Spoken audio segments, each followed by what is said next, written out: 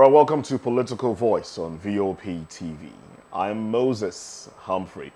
And a lot has happened in the political space since the year started. And I'm talking about the year 2023.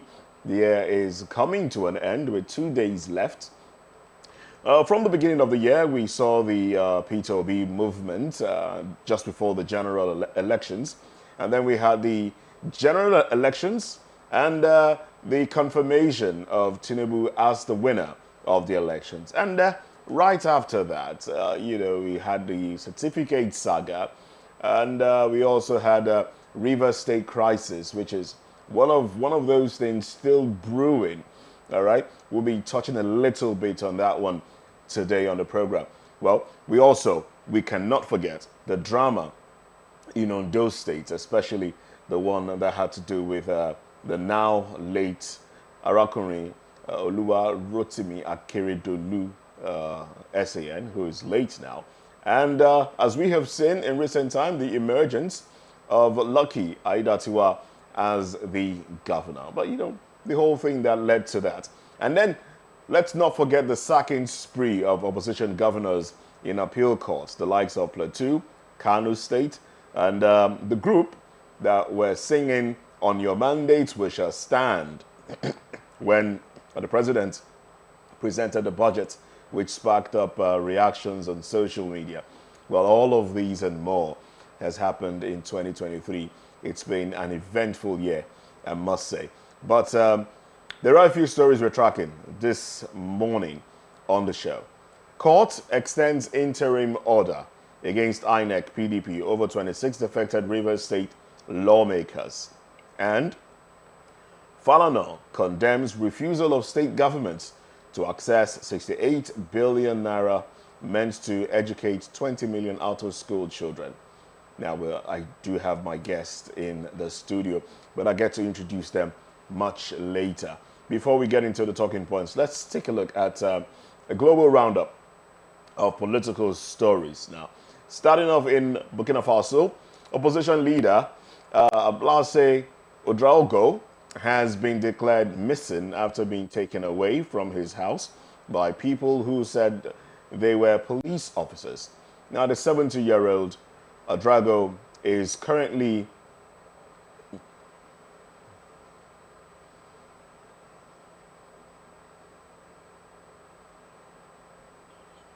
We'll take a break. We'll take a break and then we'll come back and rectify this.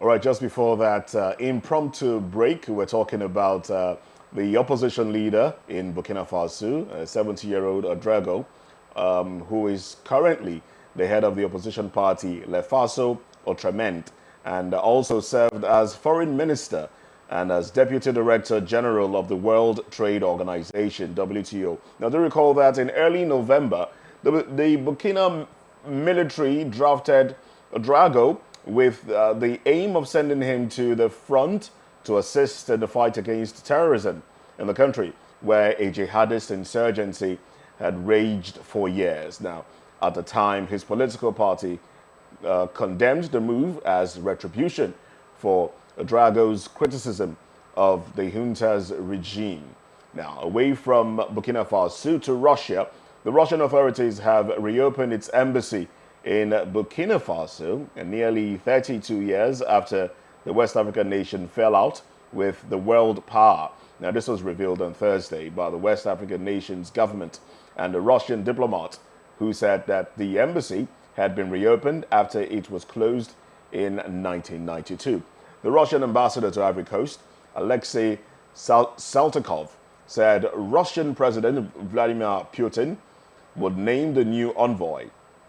According to the report, Burkina Faso suffered two military coups last year, both triggered in parts by discontent at failures to stem a raging jihadist insurgency. Now, since coming to power in September 2022, the ruling junta has distanced itself from France, its historic partner and former colonial power, and moved closer to Russia.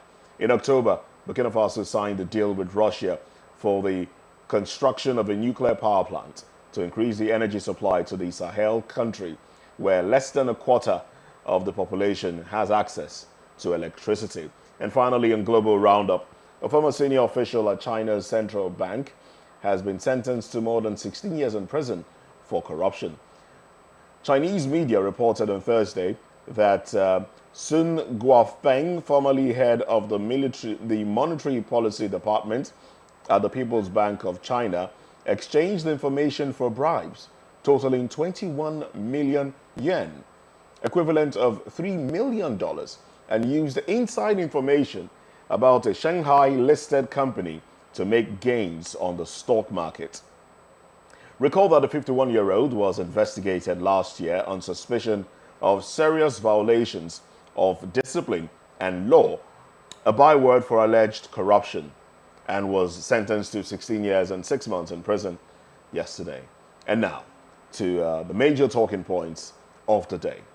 The Abuja Division of the Federal High Court has extended the December 15 interim order stopping the Independent National Electoral Commission (INEC) and the People's Democratic Party (PDP) from taking any action or step against the 26 Rivers House of Assembly members who defected to the All Progressives Congress (APC). Justice Donatus Okorowo extended the order following an application by counsel for the embattled lawmakers, Steve Adehi, SAN, and supported by Ken Njamanze, SAN, who appeared for the Rivers House of Assembly. Now, Justice Okorowo, who adjourned the matter until January 24 for hearing of the applications, said application for the extension of the order of the lifespan of the ex parte order pending the hearing and determination of motion on notice is hereby granted. Well, on December 15, the judge granted the ex parte motion filed by the 26 lawmakers who dumped the PDP for the APC. The court restrained INEC from conducting fresh elections to fill the seats of the 26 assembly members. I would like you to recall that the lawmakers who are said to be loyal to Nyesom Wike, the Minister of the Federal Capital Territory and former governor of Rivers State, held a plenary session weeks ago where the decision was taken amid tight security at the entrance of the assembly complex in Port Harcourt. Oh well, let's meet our guest in the studio. Well, with me in the studio is Mr. Okpeoluwa Taiwo, who is the Executive Director, Africa Bridge Initiative, Lagos. And I do have, welcome to the conversation. Thank you for having me today. Thank you very much. Yeah. And I do have virtually, I have Dr. Deji Omoshola, who is a Doctor of Political Science and a political analyst, of course. Well, good to have you join this conversation as well. I'm going to start with you, Dr. Deji. Now that INEC is being restrained from conducting elections into these perceived vacant seats, what does this portend for the assembly in Rivers State?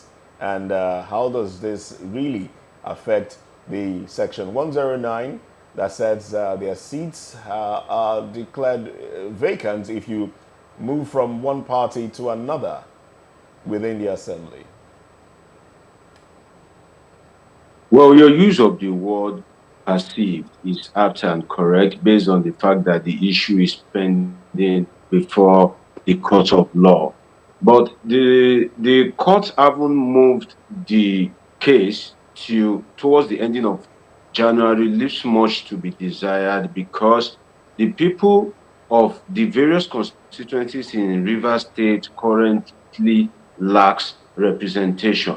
So I would have loved a situation whereby the court would have fast-tracked the process, having the people in mind. I think that is the utmost justice in this case, that there is a particular constituency and the representation of that constituency is in doubt, then the court should be able to fast track the process to make sure that the people in those constituencies are not left out. The judgment can go either for or against.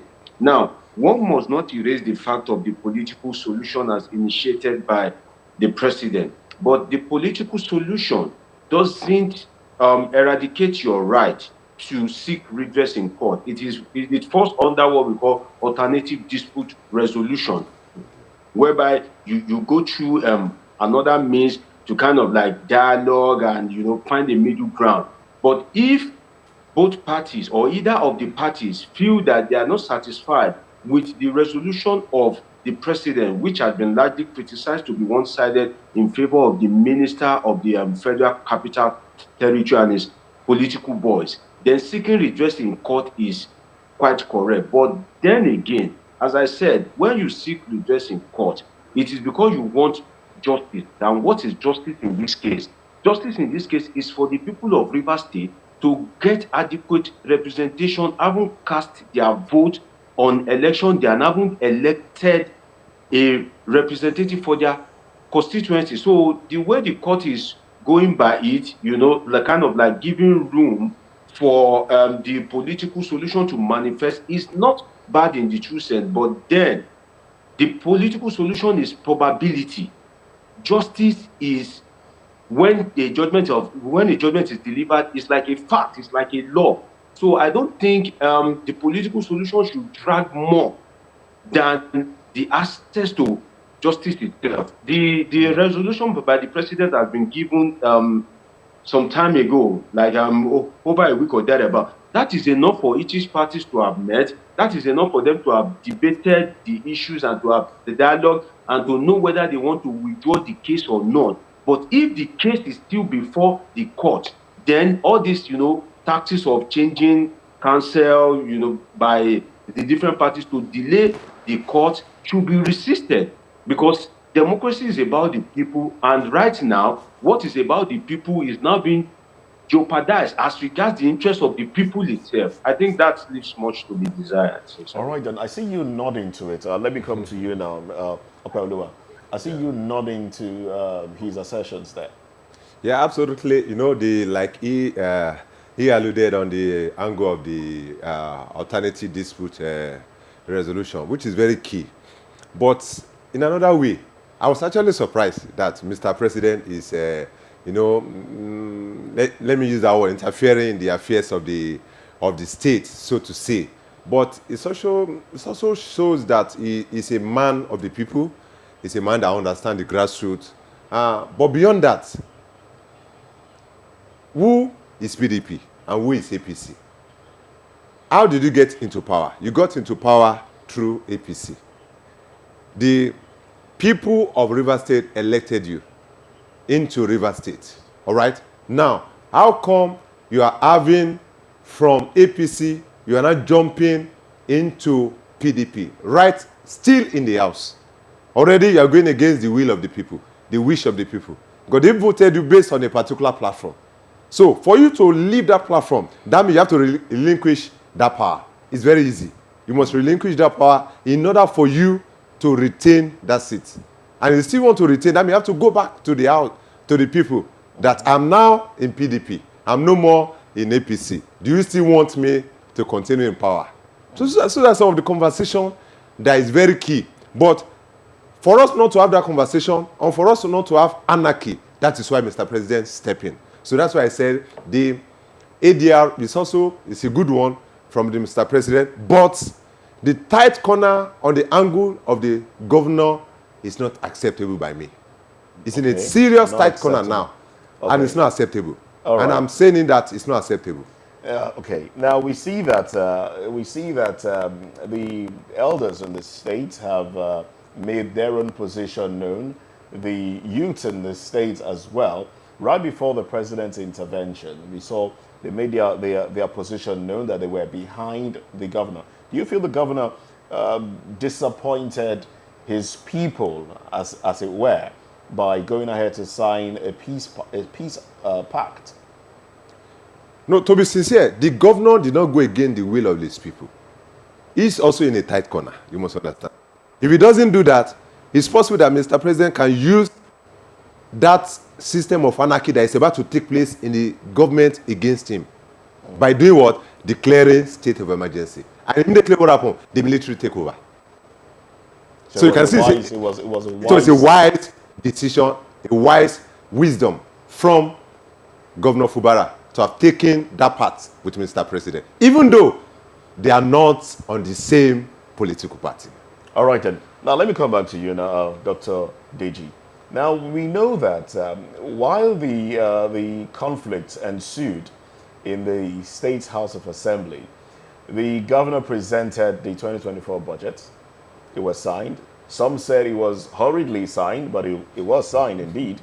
And now that the 26 or 27 lawmakers resolved their conflict, so to speak, with the governor, withdrew their impeachment proceedings leveled against him, and salaries that were due unto them were paid, will the governor represent the 2024 budget, saying that it's been signed already?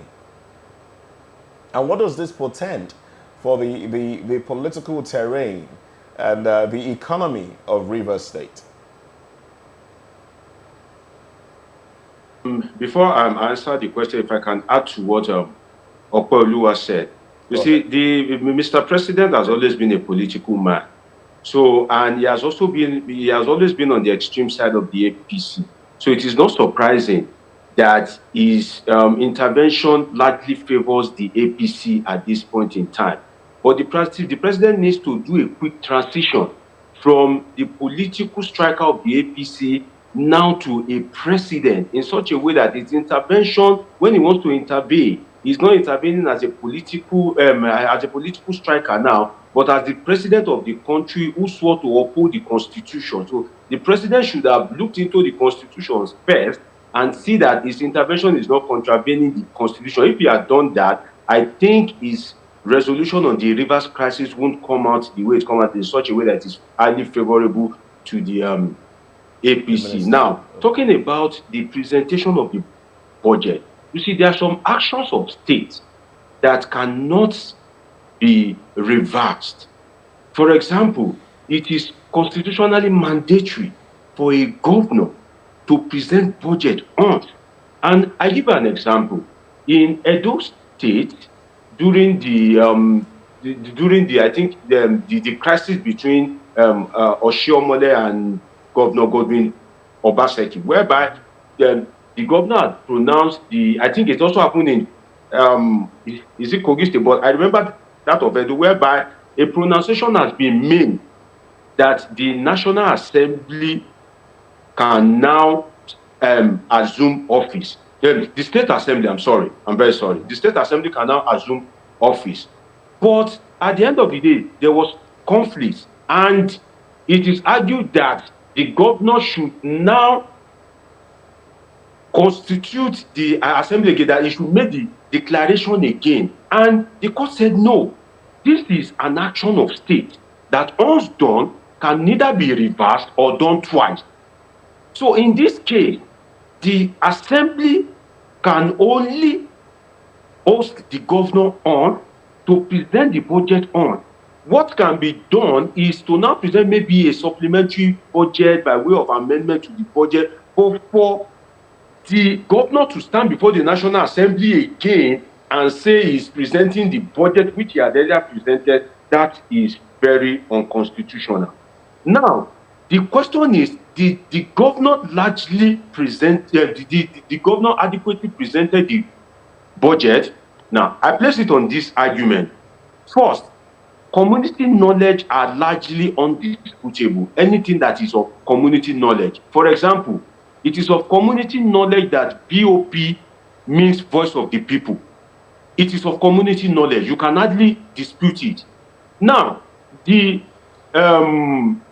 lawmakers that cross-carpeted to the APC, it is of community knowledge that they left their party to another party. That can be disputed. What can be disputed is whether there is a crisis in the party to have warranted such cross-carpeting. And I think that is what the debate in court will be largely about. Now, that is left for the court to decide. But the Speaker of the House of Assembly haven't acted on community knowledge to have said that, oh, you are cross-carpeted by way of evidence, by your signature, and haven't made that declaration and holding the flag of APC, that circulated in social media. It is of community knowledge that you have cross-carpeted from the party. Now, it is a matter of, let me use this example that, okay, there are people in a community, disaster struck, and 80 people died.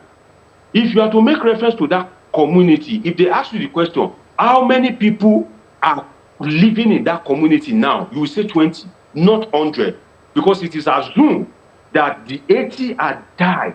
You count the living. So in this case, having cross-carpeted, it is assumed that you have lost your seat. So the debate on whether 4 can constitute a quorum, it is accurate that yes, 4 can constitute a quorum if the total number of the people in the house at that time are 5. Now, not 30 something. If 5 is the quorum, if 5 is the total number, then 4 is a substantial quorum. And I think that will be left for the court to decide. But the state, the function of the state must not stop. That is the essence of that. That's why they say that the state is higher, is bigger than the citizen. Human beings will come and go. Human beings are on a transition. But the state is stagnant. The state stays. You will come and go. I will come and go. People have come and go. Look at the case of Ondo State. Akeredolu held on to power almost to the point of death. But immediately he died. The state has to move on. Today, Ayedatiwa is the governor. So whether you cross-carpeted or you didn't cross-carpeted, or you are a godfather or you are a governor, the state, the function of the state must move on, because the state is bigger than you. The office of the governor is bigger than whoever occupies it. So also the office of the House of Assembly member is bigger than whoever occupies it. So you cannot twist the state by virtue of your cross-carpeting or not cross-carpeting, and you also cannot twist the state by being a president. You cannot make some proclamations that are against the Constitution itself. I think the president should have been advised by the Attorney General, but that is left for the court to decide. But presently, before the proclamation of the court, I will argue that 4 is a quorum and the budget of the State House of Assembly was adequately and duly presented. All right, then. Thank you very much for that insight there. Now, let me back to Okpeoluwa. We seem to be leaving a lot of things to the courts to decide now.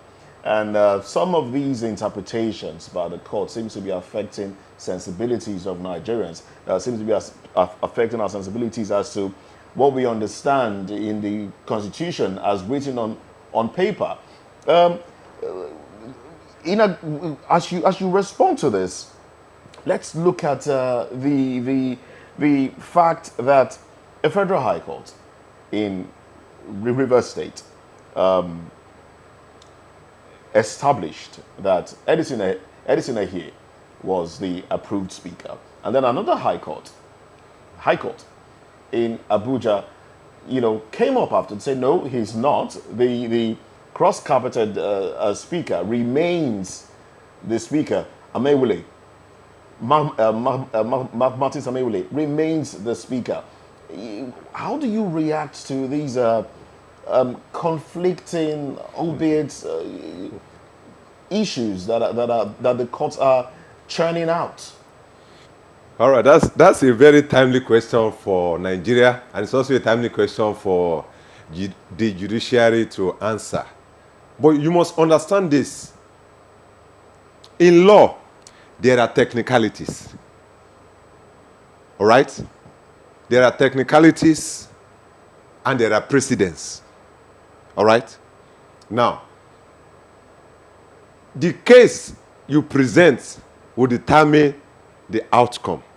So the case that was presented at the Federal High Court at Rivers State was different from the case that was presented at the Federal High Court at Abuja. So those are technicalities involved. So still, if you don't understand law, now, one thing must also understand is that there's no morality in law. Law is law. Law has technicalities and precedents, but there's no morality in law. So there's so many things that the law will say that may not be visible to you or meaningful to you in courts expressly. So if there are 5 people in Rivers in Rivers State House of Assembly, House of Assembly, and there are 27 or thereabouts who has run to courts. Now the question is, why would they leave their state to run to Abuja to a court, to a Federal High Court? So that means something is fishy. How come you are not staying within your jurisdiction to hear your own case? Why are you going to Abuja? So something is wrong somewhere. okay. Another thing you must also understand is that who voted you into power? The people voted you into power. And the people that voted you not as VOP. They voted you based on the fact that VOP representing AOP. So it is not VOP that was elected, no. It is AOP that was elected, even though VOP represented what? The party now. The party. So the AOP is the party, Okay. but VOP is the candidate. The individual. Is the individual. So if you are leaving the House of Assembly, going to another party from AOP, then you have to relinquish the power. That is what the law says. You have to. Because you are not voted based on your own CV. You are not voted based on your own resume alone. You are voted based on the credibility of your party. Based on the antecedents of your party. And if you are saying that there is crisis in that party, and you cannot stay to resolve the crisis, then that means you are not permitted to stay within the confines of the house. So if you have run to Abuja to hear your case, why don't you stay in Abuja until your case is decided before you come back and cause trouble again in Rivers State? So that is why I supported Dr. Motosho. It's not possible. You can't present budget twice. It has been, Dr. Moshola, the budget has been signed and that is final. Whether it is 24 hours, whether it is 72 hours, that is another conversation entirely. That is left for the Constitution to determine. And don't forget, our Constitution has always been porous. 1999 Constitution needs to be amended. In fact, if possible, we need a new... It's amended already. It's amended. In fact, we need... Yes, as amended, corrected. But in fact, we need a new Constitution entirely. Because why? The amended Constitution is highly porous. There's a lot of lacuna within the Constitution. And don't forget, the lawyers, the politicians, they understood vividly the lacuna within the Constitution. So they are playing games within those lacuna that is around the Constitution. And that is why sometimes the game of politics might not be understandable for an average Nigeria, because the gods are not to be blamed. Okay, I like that. I realize that's always how you drop anchor on conversations. Dr. Omoshola, see, you put Omotosho in my mouth. Dr. Omoshola. Now, we've seen cases where cases that are in court and individuals are quite boastful about their influence of the courts. We saw what played out in Kano, where some people say, look, let them go to court and let us go to court. We'll see who we know. They'll show us who they know. We also know that Minister of the FCT, Nyesom Wike, has been caught on camera a few times boasting as to his relationship with the courts, the influence that he has with the courts. Now, in as much as we are not trying to preempt the courts here, which is something we would not do, but how do you perceive this case playing out in such a way that the judiciary is not brought to ridicule? Man, in the evolution And life and times of man, there are always different eras. Now, in the life of Nigerian democracy, we have different eras. There was a time we have the era of ballot box snatching, we have era of judicial technicalities, conflicting judgment. Now we are in the era of erroneous judicial intervention. And that gives me great concern.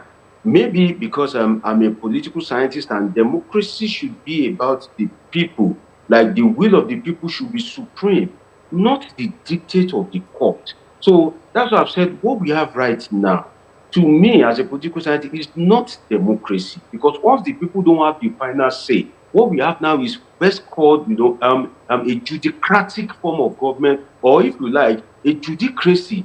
Because at the end of the day, it is the court that eventually determines who the president is the court that determines who the governor is. At the end of the day, it is the court that will still determine who the speaker is. And that makes me to assert that Nigerian politicians are behaving like spoiled children. Now, what is a spoiled children in context in this case? When a child has everything at his disposal to grow, to survive a good and conducive environment, and the child is still misbehaving, that is, a spoiled child. Now, Nigerian politicians, democracy has come to stay. They have everything for the democracy to survive, but they themselves are the one ridiculing the democracy that they are clamoring for. And the court should be able to resist this. The court should be able to, act in a timely way. And it is not only the court, because the court is there to adjudicate over issues. If you and I have conflict and we cannot settle it amongst ourselves, that is what the court is there for. Then we take ourselves to court. My lord, this is my case, this is my witness, this is that. Then the court will decide that, okay, Deji, you are right, or Deji, you are wrong. So long as politicians keep approaching the court has the constitutional right to keep adjudicating. But what is the temporary solution to it? Is for us to have reliable institutions in such a way that you cannot override the institutions of the state. Just like in US, how it was made impossible, difficult for Trump. Imagine if Trump is a Nigerian president, he would have had his way. So we should begin to have this credible institution. When we have strong institutions whereby the state commissioner of police does not need to wait for the command of the IG, and the IG is waiting to look at the body language of the chairman of the ruling party or the president. Once there is something that is like a crime or any issue, then the police steps in immediately, not minding whose ox is God. Then the court itself will begin to have we begin to find things easy. Then we also need to reduce, if possible, to eradicate the premium in politics. You see, all these things are just political game to satisfy the politicians' insatiable taste for wealth and power, because we live in a power-driven society. So you will see, for example, the former governor of Rivers State, you know, PDP is malaria, APC is cancer. Now is serving in quote a cancerous government of the APC. And this is a man that ordinarily should have contested against the president himself. Maybe if Atiku had picked him as the vice, he would have been the opposition candidate to the incumbent president. So you see that it's all about interest. The institution of state and the judiciary should resist that, so that human interest doesn't override the interest of the populace. Well, unfortunately, time is not on our side, as we have to go into another part of the conversation. I would have loved to get your view on something else, because some APC stalwarts are saying, why does WK need that much power? Why does he need that kind of structure? Why is he looking to amass so much money? Is he planning to contest against the president in 2027? All right, that conversation is, hovering. But unfortunately, we don't have the time to touch on that. Maybe before the end of the show, we'll touch on that. But in the meantime, let's take a break. When we come back, we'll delve into another part of the conversation right here. Stay with us.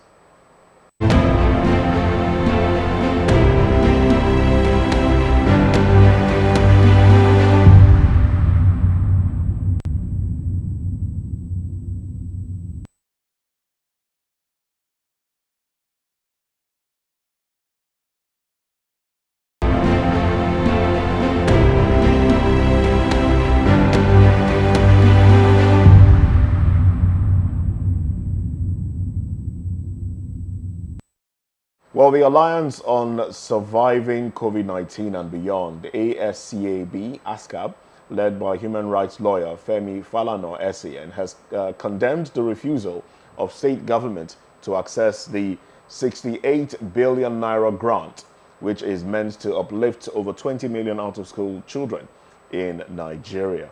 And Mr.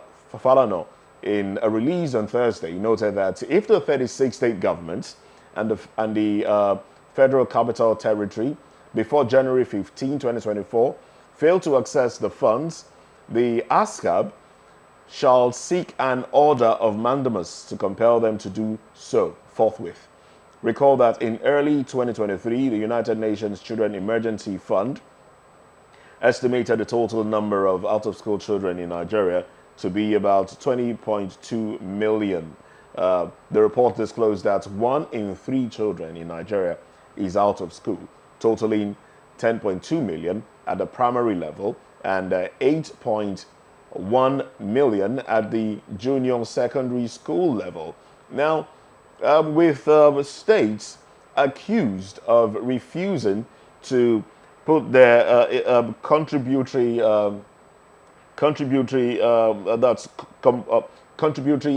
parts to it. Do you think? Well, I'm staying with Dr. Omoshola on this one. Do you think that Femi Falana can, in fact, make good his threat of compelling states to put in their own parts to ensure that the monies are realized and out-of-school children in Nigeria is becomes a thing of the past?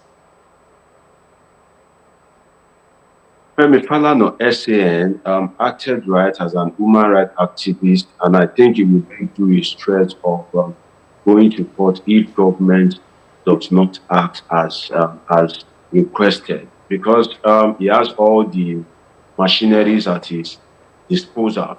Now, you may want to think that why is government not acting? You see, the actions of government is based on priority. Every government across the world.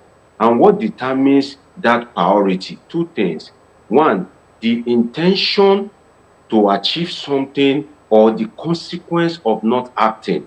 Again, the intention to achieve something or the consequence of not acting. Now, the consequence of not acting, if I start with that, what is the consequence of not acting?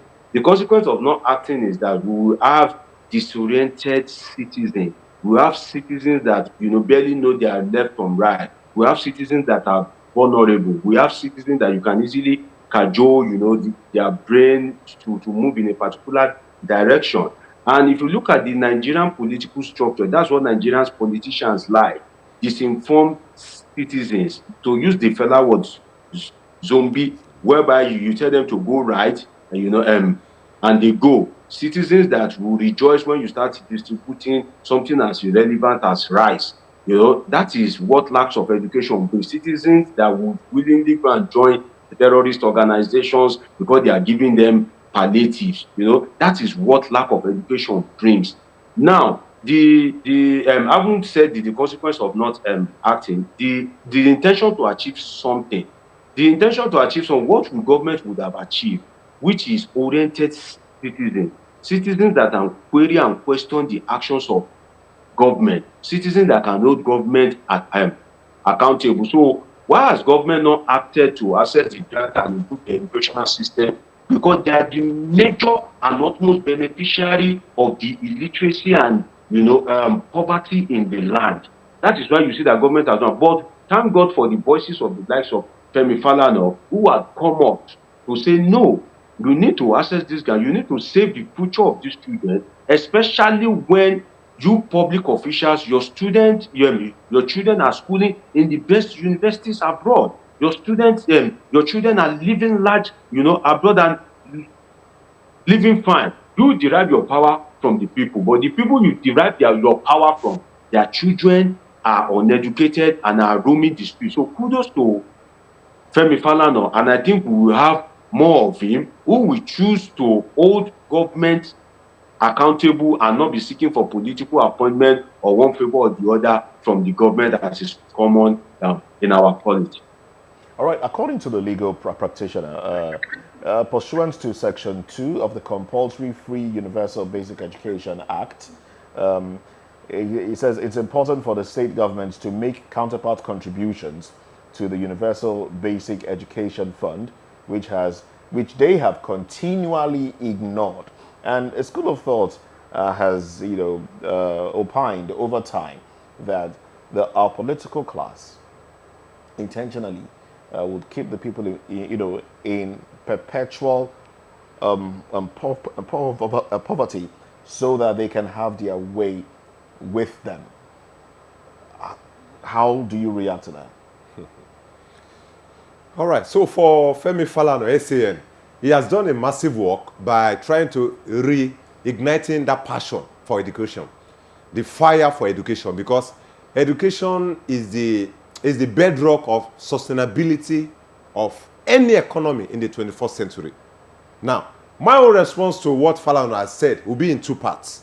Okay. Number one, it is true that the government intentionally kept the people under caution. Hear that word, caution. That is continuous subjugation in poverty, in ignorance. But there's another phase, another theory to this. And that theory is the theory of ignoramity. Are you aware that as at UBEC 2004 Acts, Part 3, states that every state, for you to access that matching grant, you must have a counterpart funding of 50% to match up with that 50% already provided by the federal government. Guess what? An average state in Nigeria, especially the state governors, do not understand the meaning of counterpart funding. That is where the problem is. They don't understand the counterpart funding, and they don't even know how to generate that counterpart funding. An average universal basic education board in Nigeria do not understand the meaning of that counterpart funding, and they don't even know how to generate that funding. 2% from the revenue of the federal government by default must go into that UBEC fund. Mm-hmm. So, what stops an average state governor? You have inaugurated your UBE board. What is the first thing, target to give them? Go generate 2 billion naira for me in the next 6 months, because I'm looking forward to get 5 billion from federal government in order to achieve mass literacy for 5,000 out of school children in Oyo State, in Lagos State, in Kano State for the next 6 months. But when the people involved in the Universal Basic Education Fund do not understand counterpart funding, so how would they generate the fund? That is the problem. They don't even understand how to generate that fund. That is the problem. The private sector are there to assist them. They don't understand what to do. What do you mean by they don't understand? They don't understand. Don't they have civil servants that they work with? It's not about civil servants. They don't understand. That is the problem. They don't. If, in case you don't understand what I mean, about more than 20 states came to Lagos State to understudy how the UBE in Lagos, how are they faring? How they be able to survive in the last 5 years to keep their children in school? How come they are not getting such funding in their own state? Because they don't understand how to get it. Because, like Dr. Boshola said earlier on, in the 21st century, politics is actually different from governance. There are two things entirely. You might be a good politician and be a bad leader, and bad administrator. An average governor in Nigeria, what do they know? IGR. What do they know? Federal government check, or they call it jack. Once they jack it up into the account, that's the end. Initiative, zero. And that is what some of us are saying. If you don't understand the peculiarity of the economy of 21st century, don't come into government. Government is not a joke. Government is serious business. We are talking about 20 million children out of school. That's will be costing us about $40 billion every year. So, what does that mean? 20 million children out of school means that in the next 20 years, we are breeding 20 million illiterates. not illiterate. We are breeding 20 million militants, in case you don't understand. That is what we are doing. We are breeding 20 million armed robbers. That is what we are doing. We are breeding 20 million vagabonds. We are breeding 20 million economic destroyers. Out of these 20 million, about 10 million of them will find their way into politics. And they will come back and destroy that same economy you are building. Interesting. That is the problem we're having. So, average state governor must wake up to their responsibility. This is not the time for blame game. Not the time to shout tinubu. Not the time to shout Senate. You sit down with your board of education. How do I generate 2 billion in the next 6 months? If you don't know how to generate, in fact, for every state governor now, you must have KPI for your commissioners, especially the commissioner for education. Because the education is the bedrock of development in any economy. If zero education means it's zero economy. It's simple as that. It doesn't matter the AI. It doesn't matter the artificial intelligence. Because artificial intelligence without education is zero. Because the artificial intelligence is a software. And if you don't have the educational exposure to impute the right word into the artificial intelligence, it will give you zero. So, zero plus AI is zero. So, what do we need to do? Every commissioner in Nigeria should have KPI, especially education. How do I generate this kind of funding? For instance, I've been saying that we have something we call the funding for university education funding in Nigeria. Talking about the board that's in charge of the scholarship and the rest. They should decentralize those boards. Decentralize it. So that we can have like 3 or 5% from the profits of average multinational companies in Nigeria going into those sectors, going into the education directly without any political affiliation. So if we are saying that all the SMEs in Lagos that is doing above 500 million naira turnover, 3% of your annual profit should go into our UBE. That is cheap revenue for you. So it will be easy for you to match up with the federal government UBE counterpart funding. It will be easy. Then these 20 million out of school children can reduce by 50% in the next 5 years. But all of this I'm saying, they don't understand it, because all of this I'm saying, it's very easy for me to sit down in the studio and say it. There are technicalities involved. There are expertise needed. You need to draw up your proposal. You need to draw up your business plan. What if? So they don't understand all this thing I'm saying. They don't. What if government, what if the federal government decides to deduct that percentage and put it in the UBE of these states, so the money doesn't even get to the states? Would that solve part of the problem? That will not solve the problem. Let them use their initiative to generate the fund. When the federal government deducts the money by default from the federal allocation, it's still coming back to the state. These people, because of lack of initiative, will come back to embezzle that 100% from the UBE fund. So they must go back home and do their own work. Go back on the round table. Use your initiative to generate the counterpart funding. Don't wait for the federal allocation. And that is why a lot of states in Nigeria are poor up to now. They are not poor because they lack mineral resources. They are not poor because they lack funding. But they are poor because they lack initiative. They lack the expertise in order to generate funding. Look at Borno State. Look at Adamawa. Look at all the solid mineral in those states. And so many expatriates out of the country coming into this region, taking billions of dollars worth of mineral resources out of this economy. And the state government, they are in poverty in that same economy. Is that not a shame? No. All hands must be on deck. That's what we are saying. Must be on deck. All right.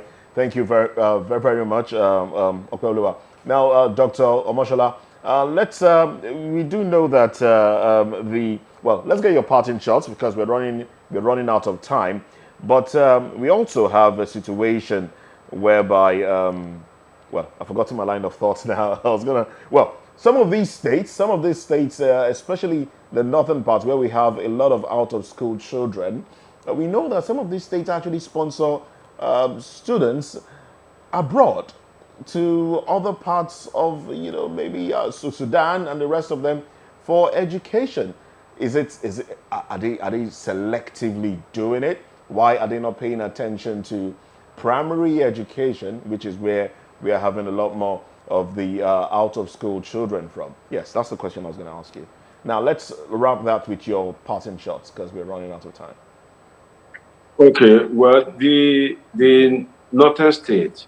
Fortunately for me, I did my NYC many years ago in Kano, which is a prominent northern state. You see, there is something that education does to you, to your knowledge, to your self-esteem, that you see, Nigerian politicians, once you have that, you become a problem to them. You can only protest, you can only go to court, you can only question their actions When you're educated, when when you you don't. are educated. They can only give you 5,000 to vote, when you are not educated. It will be difficult for somebody to give you or my co-panel in the studio or me 5,000 naira to take, go and vote for me. Why? Not because we have so much, not because we are the richest in the world, but because we have our information processing mechanism that we develop from education over time, that I can't sell my right, I can't sell my vote just because of 5,000 naira, that if I'm to divide it by every day for 4 years, maybe it will amount to maybe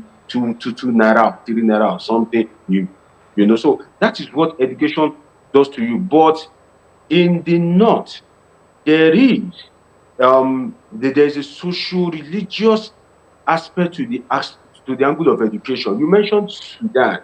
It is believed in some community in northern Nigeria that Arabic education should supersede Western education. So, in other words, the government, who wants the vote of such believers, would rather send the student to Sudan, not mainly to pursue Western education or Western knowledge, but to pursue that Arabic, education. So there's a socio-religious, dimension to it, to the education in the north. But in the country at large, I kind of like partly agree with my co-panel there who talked about ignorance.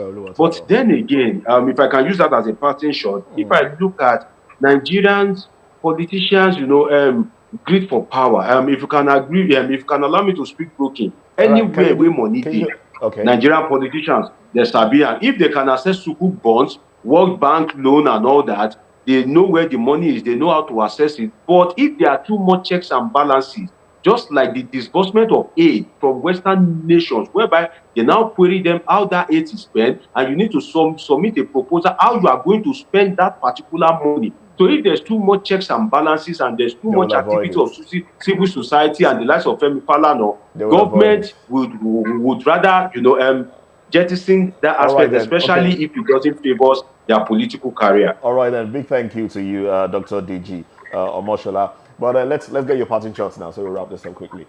All right, 60 so seconds. 60 seconds. Nigeria can get better, but we need more enlightened leaders and we need more enlightened citizens. Don't forget, God bless Nigeria. And the gods are not to blame. And don't forget also, the gods are not to be blamed. All right then. Thank you very much. It's been wonderful speaking with you, Mr. Okpe Uluwataiwo, who is the Executive Director, Africa Bridge Initiative, Lagos, Nigeria, and virtually we've had Dr. DG Omoshola, Doctor of Political Science and a political analyst. A big thanks to you for staying with us on the program. We appreciate you. All right, so that's it on the show today. Political Voice will make a return, I dare say, next year, as this is the last outing for the program in the year 2023. So I'll see you next year. I'll see you next year. All right then, bye for now. On behalf of the team, I'm Moses Humphrey. Bye for now.